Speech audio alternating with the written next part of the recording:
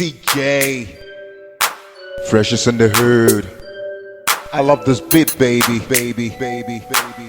Santana, tonight. O mais chato de estar aqui entravado é que vou perder a semana de ski que faço todos os anos na Suíça por esta altura. É o país que temos. Who we are? Who be the big boy? Not me. Who be the champion? Not me. Advogato. A mais prestigiada firma de advogados internacional do mundo está agora disponível em Portugal. O gato do seu vizinho emprenhou a sua gata? Ai ai ai! Mas nada tema, caro ouvinte. Os advogados irão em seu auxílio com uma poderosa e eficaz equipa legal defender os seus direitos e os do seu gato. Portanto, já sabe, contrata a Advogato, a firma de advogados especializada em assuntos felinos. Por um mundo, miau, justo.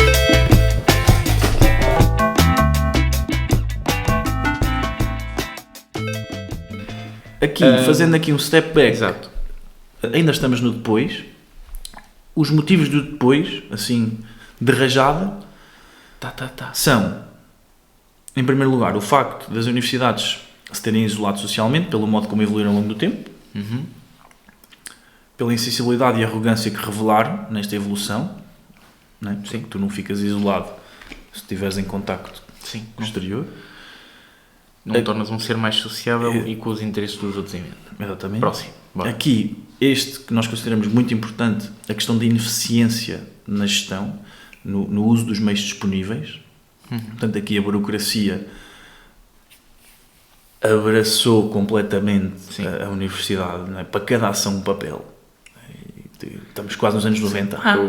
Já tem o papel 144A, então agora tem que ir ao segundo andar do edifício C, buscar o papel 1448B, assinar, depois tem que ir ao edifício G para carimbar. Eu não quero fazer name dropping, mas uma vez foi-me dificultado o acesso a um garrafão, uma jarra de água e alguns copos e 4 cadeiras. Para um evento de fins académicos. Porquê? Porque eu não tinha pedido com 48 horas de antecedência. Tu não sabes, tens que pedir as merdas com 48 horas de antecedência. Sim, sabe, não me ocorreu. Mas estávamos a gerir um evento com múltiplas localizações que eu teria que... Não achei sequer... Gerir. Não achei sequer que me ia ser dificultado o acesso a 4 copos de água. Para cada papel uma ação, meu menino. Se o papel não chegou, não há ação, meu menino. Pronto. Sim. Isto é um problema estrutural. Isto é um problema estrutural que vai ter que ser resolvido, não é por nós, nem nós nos vamos propor resolver isso.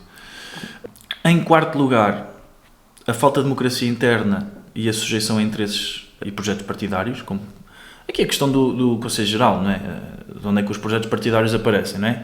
Quem é que se candidata consecutivamente consecutivamente não, mas ciclicamente, 4 em 4 anos, à liderança da universidade. São listas, não é?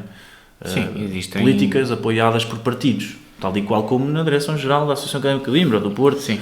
Portanto, isso aí é evidente. É reconhecido. Não é público porque há muita falta de transparência. Existia mais transparência em 72. Em 72, no boletim de voto, por exemplo, da Direção-Geral da Associação Académica, aparecia lista V, apoiada por PCP, ou JCP. Lista D, apoiada pela JSD. Sabias? No boletim de voto. Em 72? Em 72. Mas eu já vi. Mas a JSC não existia em 72, não é? Mas pá, foi um exemplo anacrónico, mas existiam partidos, ou seja... Existiam partidos, por exemplo, se na 72 que era a União Nacional, apoiava um candidato. Sim. E outros partidos partido apoiava. O outro era da oposição democrática. Sim, mas estes exemplos foram horríveis, mas em 72 o boletim de voto tinha isto tudo para dizer isto. O boletim de voto em 72 tinha mais transparência do que o boletim de voto em 2022. Okay. E é isso que eu acho um bocado incompreensível. Pá. Não faz sentido para mim. Eu não sinto necessidade que o boletim de voto diga qual é o país, qual é o partido, até porque este mesmo exemplo acontece nas candidaturas aos presidentes da República, não é? Nós sabemos perfeitamente quem são os partidos, basta não andar a dormir para saber quais são os partidos que estão por trás de cada candidato. Mas há muita gente que anda a dormir, pá. Eu aí não sei se concordo. Eu aí acho que a transparência é daquelas coisas que só tens a ganhar. Sim, só tens a ganhar. Não há desvantagens em ser transparente. Estás a oferecer informação, não é? Nós é que não estamos habituados ao escrutínio. Senão nós pedíamos mais informação, nós é que não estamos habituados a escrutinar. Ok. Mas pronto. Tá bom. Mas Sim. pronto. Ok. Em quinto lugar, a questão que também já falámos, a ideologia da educação centrada no indivíduo e a questão da autonomia individual, porque se a instituição ganha autonomia, o estudante ganha autonomia, mais uma ligação com o episódio passado em que Discutimos os métodos de ensino. os ECTs envolvem não só horas de sala de aula, mas horas de trabalho. Exato. Em Vão casa. ver o outro episódio. Vão ouvir, vá. Bem, Grande callback. portanto, em sexto lugar, a geração de receitas próprias através do mercado, devido ao subfinanciamento público, em particular, Sim, do Orçamento de Estado. Este tópico aqui é muito importante, sei que já foi abordado várias Exatamente. vezes, não quero mais frisar. Em último lugar, igualmente importante, a questão da autonomia, que criou as condições para... Porque Sim, na base está esta autonomia, porque quem paga manda. Se quem paga Exato. Sim, fez com que as universidades tivessem que se adaptar aos mercados e aos pedidos e às necessidades da economia de mercado. Portanto, motivos, disse eu, as consequências dizes tu.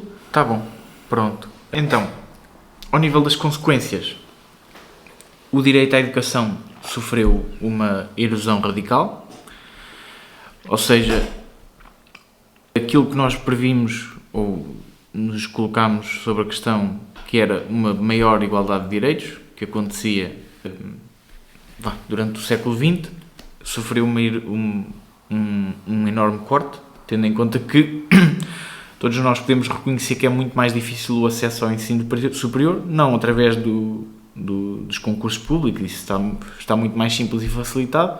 No entanto, de um ponto de vista socioeconómico, apenas não é uma elite, mas é uma fatia muito mais pequena da população é que pode financiar os estudos dos mais jovens. Apesar da existência de bolsas...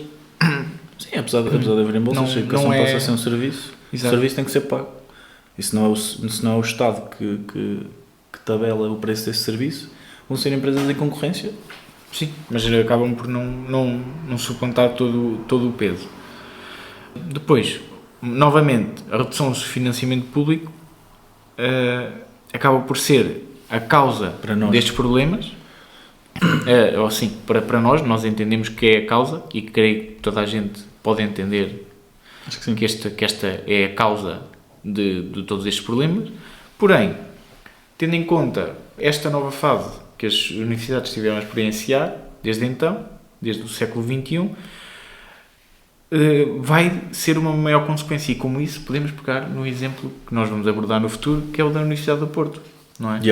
Tendo em conta que as universidades perderam o financiamento público, experienciaram o financiamento privado e agora estão cada vez, ou pretendem cada vez mais estar dependentes do financiamento privado, porque lhes concede uma independência e uma autonomia financeira muito maior. Exatamente. E como tu vais dar o teu testemunho através do desbravamento desse relatório, como é que eles medem a autonomia? Não é? O que não se mede não se gera, não é? E eles medem a autonomia precisamente face à independência financeira do Orçamento de Estado. Isso acaba por dar alguma transparência. Claro, porquê? Porque eles, estando dependentes do financiamento competitivo, particular e privado, podem negociar. E a negociação é uma palavra de ordem até na nossa política. Claro. O António Costa já vem, há muitos anos para cá, ele já está no governo desde 2002, mas a partir do momento que ele teve posições executivas em que está no último lugar da cadeia da tomada de decisão, ele fala muitas vezes na negociação, não é? Com os atores sociais, com as IPSS, com os trabalhadores, com os sindicatos, negociar. E, portanto, negociar é uma arte, e aqui as universidades ganharam espaço. A verdade é essa. Exato. E não deixam de ser financiadas pelo Orçamento de Estado, atenção. Não, são grande parte. Sim, isso é um passo em profundidade. Venham para o próximo episódio, que em princípio será o tema. Se não for do próximo, é de um futuro. É do futuro. Mas pronto. O que ele diz lá no título? Em terceiro lugar. Avante. Os estudantes deixam de ser... o papel que assumem perante a universidade deixa de ser o de um cidadão, mas passa a ser o de um consumidor. Consome os serviços que a universidade oferece. Neste caso, os planos de estudo, a certificação. Isso aqui podemos dar dois exemplos um exemplo um bocadinho mais local e nacional, como falámos há bocado, uma pessoa que nasce em 1970 em Trás-os-Montes, em Portugal, tem 20 anos em 1990, não tem testemunhos, não há internet, não há telefones, não tem testemunhos sobre o que é a universidade, não é uma realidade que lhe pertença, mas por alguma eventualidade ele consiga, e houve muitos que conseguiram vir para a universidade, eles eram cidadãos, estudantes, eles não eram consumidores ainda, eles pagavam 6 euros mais ou menos de propina por ano, não tinham que pagar emolumentos, não tinham que pagar, pelo menos da forma como nós pagamos hoje, quantitativamente. Hoje em dia nós somos consumidores. Não era relevante. Hoje em dia nós somos completamente consumidores. As propinas são altas. Pá, claro, depois o alto pode ser, é subjetivo sempre, mas há propinas significativas, pagas muitas vezes para ter recursos. Sim, são propinas altas porque representam uma fatia significativa dos rendimentos de qualquer núcleo familiar, não é? Ou no caso de um estudante que seja totalmente independente e tenha um trabalho, a não ser que seja... E muitos tiveram que trabalhar para estudar. Eu tive trabalho para estudar. Sim. Portanto, isto é um exemplo. Exato, é só um exemplo. Um outro exemplo, que é o que ias dar agora, é o exemplo ao nível internacional. Sim, como é conhecido o Acordo Geral sobre o Comércio de Serviços, que estabelece a educação como um dos 12 serviços previsto neste acordo. E isto é um pau de dois bicos, porque este acordo é descrito como voluntário, só que existem países, nomeadamente africanos, que são muito pressionados pelo Banco Mundial, pelo FMI e por países credores ou doadores, como a China, os Estados Unidos, o Reino Unido, por exemplo, países como o Congo, Lusota, Jamaica, Serra Leoa, que entregaram completamente o desenvolvimento da educação superior a fornecedores estrangeiros. E depois, claro que isto beneficia quem? Quem presta esse serviço. Exato. Como os Estados Unidos, Nova Zelândia e Austrália, que acabam por ser os beneficiários do acordo porque exportam não só as ideologias deles, não é? As ideologias subjacentes ao sistema de ensino, mas também a própria mercadoria. Sim, isto cria um problema porque eles criaram a procura e criaram o produto, não é? E a demanda. Exatamente. Portanto, pronto, é o que é. É o país que temos. Olha, e vai uma. Portanto, é o país que temos, exatamente, e avançando para o último ponto das consequências.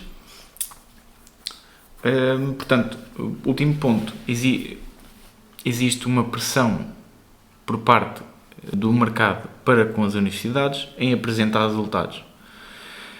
Estes resultados, por norma, não são não são a longo prazo, ou seja, existe uma pressão imediatista, que pretende que a universidade apresente resultados na hora.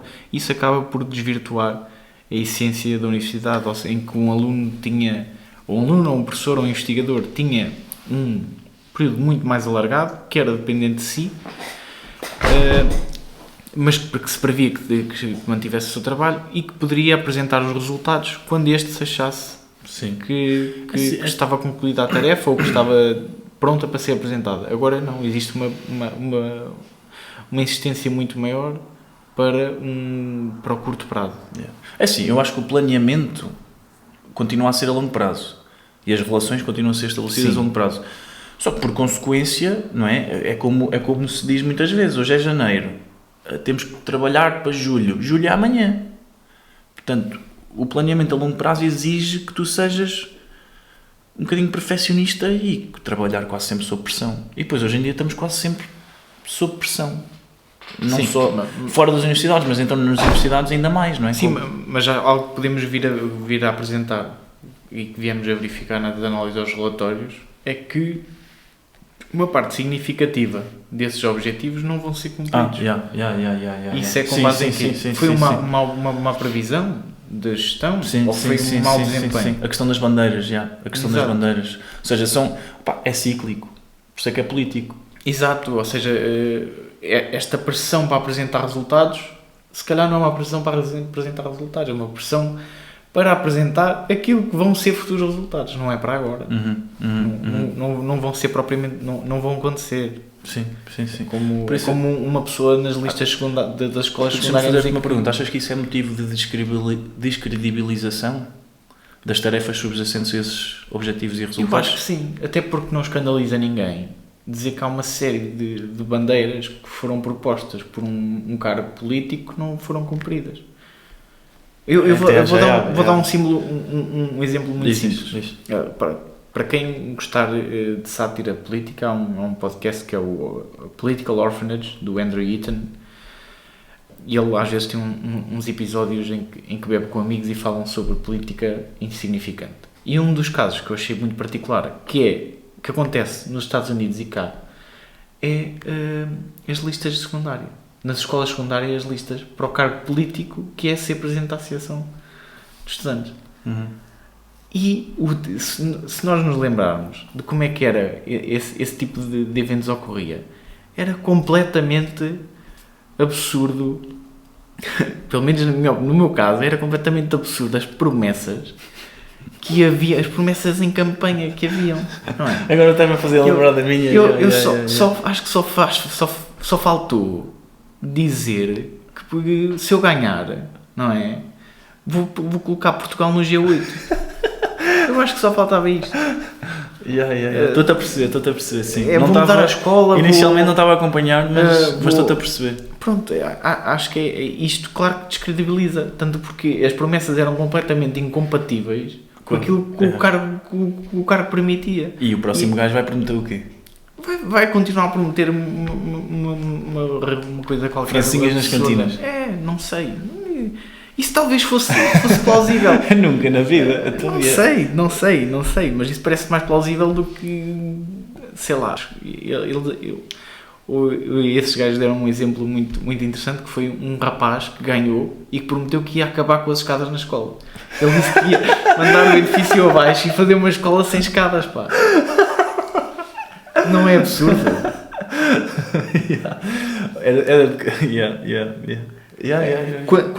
Quando toda a gente sabe que aquilo se trata de um concurso de popularidade. E currículo, a malta quer fazer currículo. Claro, sim, isso não tem mal nenhum, mas era só um exemplo e já estamos a alongar-nos muito. Sim, mas está perfeito, acho que bateu bem. Acho que está fixe. Então vamos recapitular, que é para terminar. Sim. O dia já vai longo. Portanto, apesar, relativamente ao antes, uma recapitulação, uma nota primeira relativamente ao antes, mas gostei muito desse exemplo. Foi elucidativo e ilustrativo. Apesar da crise financeira, existir uma maior igualdade de oportunidades, a verdade é essa. A universidade, enquanto instituição, abriu-se muito nos últimos 20, 30 anos à sociedade e até começa a emergir da mesma forma que emergiu a burguesia, isto na minha cabeça, atenção, vou passar só a explicar, escrever, aliás, não vou explicar nada. Começou da mesma forma que emergiu a burguesia na época moderna, a própria, não sei se foi na época moderna, eu devia saber, mas não sei, pronto. Sim, não é começa a emergir também a sociedade civil, ou seja, a própria sociedade civil organizada em grupos, não é? Agora temos, os miúdos estão a ocupar o Ministério da Economia e do Mar. Sim. Estão a apontar o dedo ao Costa e Silva porque ele trabalhou na petrolíferas toda a vida e agora está ocupado com as energias cá em Portugal. É um bocadinho paradoxal. Faz sentido, só não faz sentido do ponto de vista das metas a que se propõe, mais ou menos. Exatamente, claro, mais uma vez. Uma pessoa que trabalha numa petrolífera é capaz de ter um conhecimento mínimo sobre as energias. Muito vasto. Sim, depende da zona em que trabalha. No entanto, quando o objetivo principal do mundo é mudar de paradigma e passar às energias renováveis, não faz sentido uma pessoa que gere vir desse mundo antigo das petrolíferas e dos combustíveis fósseis. Mas pronto, é um exemplo de que eu acho que esta maior igualdade de oportunidades que a democratização do ensino proporcionou foi esta emergência da sociedade ser capaz, através do acesso à informação, da organização, da ajuda da comunicação social, que eu acho que em Portugal é muito deficiente, mas com essa deficiência, ser uma grande muleta de suporte à sociedade civil, conseguir-se organizar em movimentos, em organizações, que conseguem ir para a mesa de negociação. E isso, para mim, que não venho de uma família que nunca foi nada mais do que agricultores e trabalhadores de conta de outrem, é fantástico. Do meu ponto de vista, é fantástico essa emergência. Ainda neste ponto, a questão dos métodos de ensino e os métodos de avaliação, portanto, o antes alterou também esta questão, se é melhor ou pior, vamos esperar para ver, mas à partida era pior. Era pior, não é? Porque a questão das TIC e da tecnologia, não é? Os miúdos, por exemplo, em Aveiro, os putos desde pequeno que trabalham com robótica. Portanto, uma diferença imensurável. Partem de pontos de... Os pontos de partida vão ser diferentes e lá está o mercado, porque isto vai dar pano para mangas, por isso é que nós criámos este podcast. Pronto. Queres dar o segundo recap? Sim, portanto, tendo em conta que as universidades se inserem numa sociedade de informação ou pretendem inserir-se numa sociedade de informação e gerir a economia do conhecimento, só se tivermos aqui um percalço técnico, a ecologia dos saberes, que é algo que tu estás muito mais familiarizado, André. Sim. Representa um aumento do capital humano, até porque acaba por se tratar de soft skills. São soft skills em esteroides, a meu ver.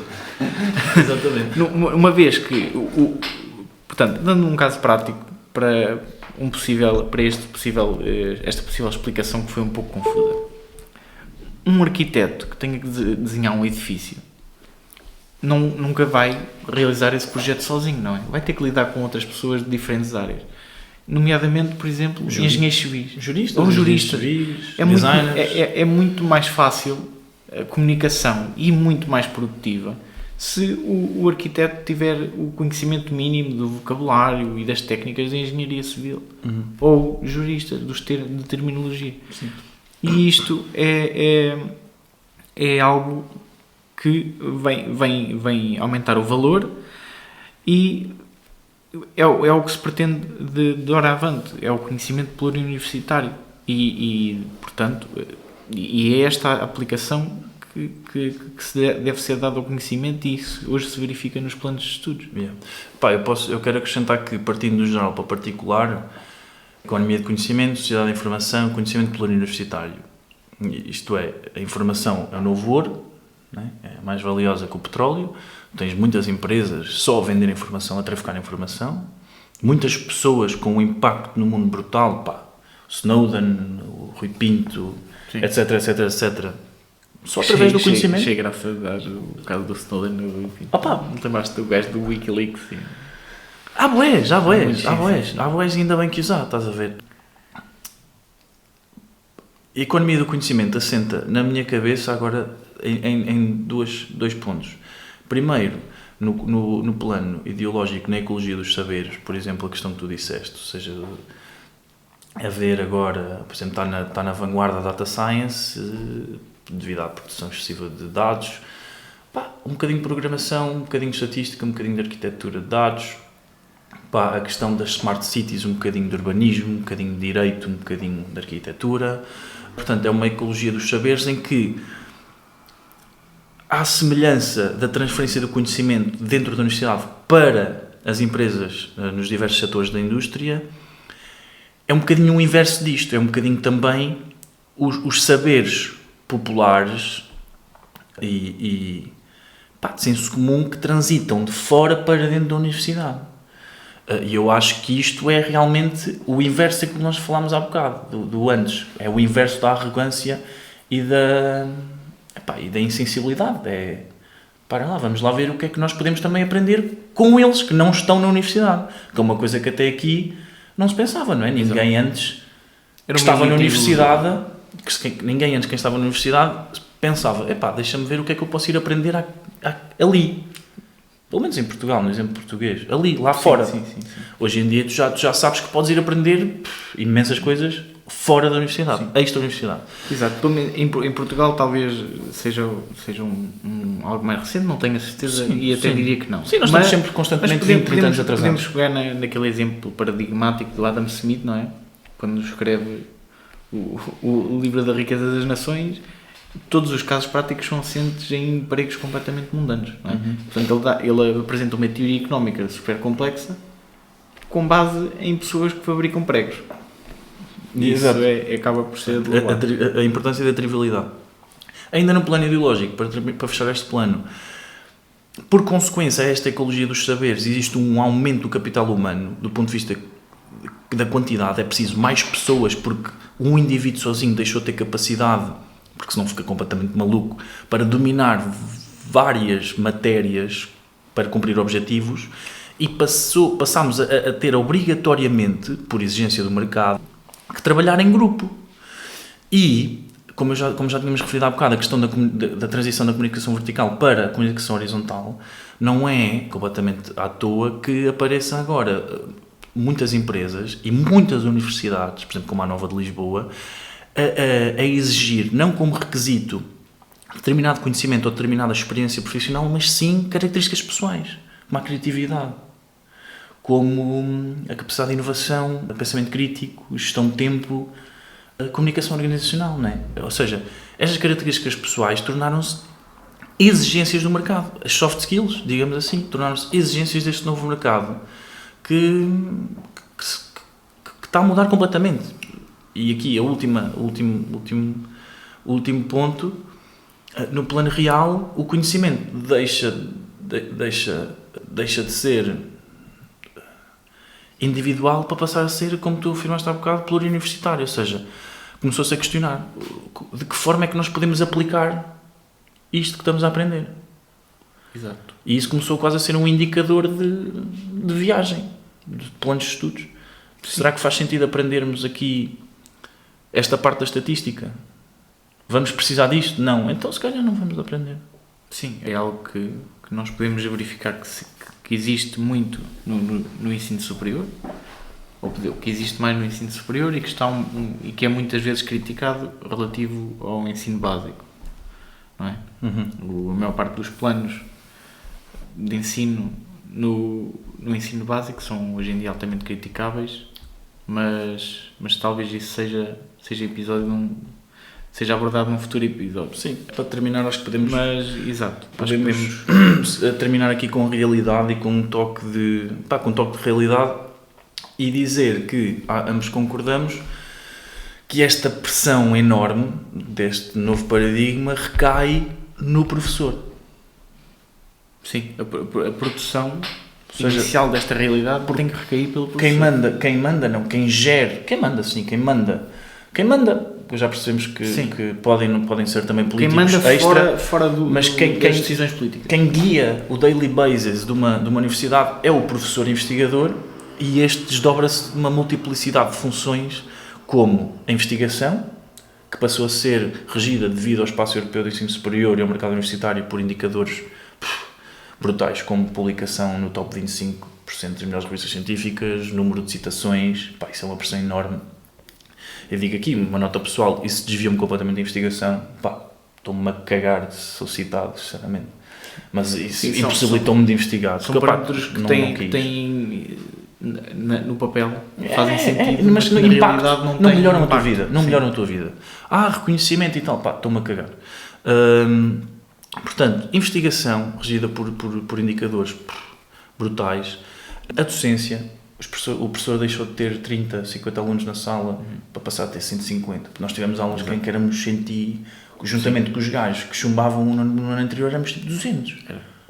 Por favor, 200 gajos numa sala. Não? Sim, já não existe qualquer tipo de proximidade, aquilo passa a ser uma exposição teórica. Tanto o que é que se dizia nos corredores da nossa faculdade? Os gajos mandam os testes para a mesa, os que ficarem na mesa é positivo, os que caírem, não me admira nada. Não me admira nada. Sim. Portanto, duas funções. A terceira, a transferência do conhecimento, ou seja, a colaboração com a Universidade e a Indústria. Porque só agora, ou seja, depois, os diplomas legais que estabelecem o estatuto da carreira docente universitária têm que ser revistos para serem introduzidos indicadores que beneficiem o professor por trabalhar em projetos em colaboração com a indústria. Porque o que se tem passado até aqui é que o professor trabalha em colaboração com a indústria por amor à camisola. Porque gosta. Sim, porque ele não ganha mais nada com isso. Não ganha... Sim, exato. Pode ganhar dinheiro, mas também pode não ganhar. ganhar. Porque há um grande risco e nível, há um grande nível de risco de incerteza. Sim. Percebes o que eu estou a dizer? Porque a questão aqui é tu, se publicares, se passares alunos, tu ganhas pontos na tua carreira e vais crescendo e vais ganhando mais guita, que é o que toda a gente quer ganhar, é guita. Sim. Se colaborares com a indústria, até aqui, e mesmo, eu tenho quase certeza do que estou a dizer, mas até mesmo o estatuto atual, não ganhas tanto como ganhas a investigar. Por isso é que o professor já gosta naturalmente de investigar, mas também tem mais estímulos para investigar. Sim.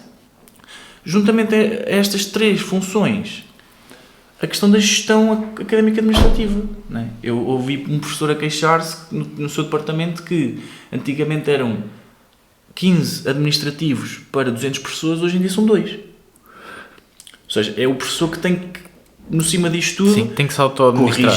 corrigir os testes dos 200 alunos, escrever os artigos científicos para ele ter, porque ele não tem ninguém para o ajudar, preencher as candidaturas para se candidatar aos projetos, porque existe uma concorrência enorme, toda a gente quer dinheiro para investigar aquilo que quer, e ainda tem que gerir a sua própria carreira. Depois ainda temos que pensar que existem comissões científicas, não é? Em todas as faculdades, existem... É uma multiplicidade de tarefas enormes. O dia não estica. Sim. O dia tem 24 horas, portanto acho Por isso é que também só dá até aos 50. Exato. Queimou o fusível. Mas é que depois, por isso é que faz todo sentido. Tu vês pessoas completamente cheias de tiques, até físicos. E Claro. Sim. a sanidade mental é... E começam agora a surgir estudos que esta multiplicidade afeta a saúde mental das pessoas. Não só das pessoas, mas das que os envolvem. Toda a gente conhece histórias, não é? De professores na universidade, claro que cada um em cada curso, mas que têm disso umas, não é baboseiras, mas umas obscenidades quaisquer a um aluno Sonantes. que nós achamos engraçados, Yeah. que têm a sua graça, mas que revelam que algo não está bem. Yeah. Portanto, acho que está um recap engraçado. Tá, foi um episódio longo. Não temos... Pedimos desculpa a todas as pessoas que tiveram Covid depois por duas dividimos isto vezes. ao meio. E pronto. Pois, exato. Já foi. Também um gajo aqui não dá para complicar. Exato. Fazemos um disclaimer no início. Não temos os copos para fazer chin-chin. Temos Temos. Temos aqui um cafezinho. Parecia. A nossa.